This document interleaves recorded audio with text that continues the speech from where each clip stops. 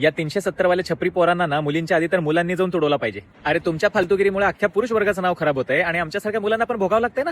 इथे एक आंबा अख्खी पेटी खराब करत नाहीये, अख्खी पेटीच एकतर नासक्या आंब्यांची आहे. त्याच्यातनं एखादा आंबा चांगला मिळतो, पण ह्या बाकी नासक्या आंब्यांमुळे तो पण खराब आहे का काय ह्याची शंका येणारच. तरी मी विचार करायचो मुलींना नवरा मिळावा म्हणून 16 सोमवारचे व्रत वगैरे आहे, तसं मुलांना का नाही. अरे मुलांना तर सहज चांगली मुलगी मिळून जाईल, पण मुलीला एखादा मुलगा त्या पेटीतनं चांगला आंबा शोधायचा म्हणजे ते तर देवालाच बोलावं लागेल. साध्या सुद्धा माणसाचं काम नाही ते. आणि त्यातून नशिबाने चांगला मुलगा मिळालाच तो ते टिकवायचा म्हणून वटपौर्णिमा करा, तुमचा करवा चौथ करा, हे आलंच. अरे छपरी माणसा, ज्या 370 रुपयावरती तू एवढा उडतोय ना, तुला भेटायला येताना त्या मुलीने जो मेकअप केला ना, त्या प्रॉडक्ट्स मध्ये तुझा अख्खा पगार निघून जाईल. जाऊ दे ते गर्दीत बसलेल्या पोराचा सोडा, पण हे स्टेजवर उभा असलेल्या प्रणित मोरेला तर कळायला पाहिजे ना, स्वतःच्या टॅलेंटवर भरोसा असला पाहिजे ना. चांगली स्क्रिप्ट बनवा. कशाला तुम्हाला घाणेरडे विषय उचलायचे आहेत आणि उगाच पब्लिसिटी मिळवायची.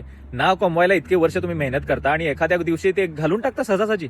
अरे निदान बोलायची जागा कुठली आणि घाण करायची जागा कुठली हे तरी कळलं पाहिजे. स्टेजवर कॅमेऱ्यासमोर बसून तुम्ही शी कराल आणि मग दिसतं तुमचं 370 रुपये लायकी असलेलं ढुंगण ते गर्दीत बसलेलं टणटण करताना. मला पण काय अशा शब्दात बोलायची हौस नाही, पण ज्यांची मेंटॅलिटीच गटारात पडलेली आहे अशा लोकांना हीच भाषा कळणार. आणि आता कळते त्या मुलाला नोकरीवरूनच काढलंय. बरोबर आहे, हे अशा ढुंगण लोकांना ना रस्त्यावरती नागडं फिरायचीच वेळ आली पाहिजे. तुमच्यासारख्या पोरांमुळे ना आम्ही कितीही टापटीप कपडे घालून फिरायचा प्रयत्न केला तरी आमच्याकडे सुद्धा संशयानेच बघितलं जातं. काही ठिकाणी आपल्याला पण दिसतं ना की मुली काय बोलतायत मुलांबद्दल, ड्रम केस बद्दल आपल्याला ऐकायला मिळतंय. अरे पण तरी सुद्धा किती कॉन्फिडेंटली तुम्ही म्हणाल की सगळ्याच मुली वाईट असतात? नाही म्हणू शकत, कारण तेवढीच चांगली एक्झाम्पल त्यांनी सेट केलेली आहेत. वाईट एक्झाम्पल फार कमी आहे. पण मुलांच्या बाबतीत एक जण जरी चुकला ना, सहजपणे कोणी म्हणू शकेल की अरे सगळे पोरच असे असतात, कारण तसं तुम्ही करून ठेवलंय. हो, मला कळत नाही, वर्षानुवर्ष भारत हा पितृसत्ता असलेला देश आहे आपण म्हणतो, पेट्रियार्की म्हणजे तुमच्या हातातच सगळी पॉवर होती, तर स्वतःची इमेज किती चांगल्या पद्धतीने तुम्ही डेव्हलप करायला पाहिजे. आपण ही घाण करून ठेवली आहे, त्यामुळे आपल्याबद्दल एवढा द्वेष लोकांच्या मनात आहे. जर आपल्याकडनं एखादी चूक झाली तरी आता आपल्याला माफी मिळत नाही. अरे इथं आमचा जीव जातोय लोकांना समजून सांगण्यामध्ये की not all main, not all main, पण तुम्ही अशी घाण करून ना हे प्रूव्ह करून देता, बट ऑलवेज अ मॅन.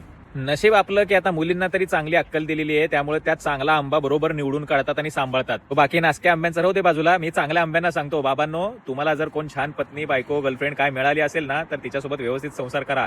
जर तुमच्या अंगाला डाग लागलाय हे जर तिच्या लक्षात आलं ना, असा तुमचा रस पिळून काढल की ती उरल्यावर तिची शेवटी कोई राहती ना पिसं निघालेली, तशी हालत होऊन जाईल. जाता जाता फक्त एवढंच सांगेल, पुरुष म्हणून जबाबदारीने वागा. आणि जर तुम्हाला हे ब्लेसिंग मिळालं असेल ना की लोक तुमचं ऐकतायत, तुम्हाला सिरियसली घेतायत, तर कुठं काय बोलायचं याचं भान ठेवा.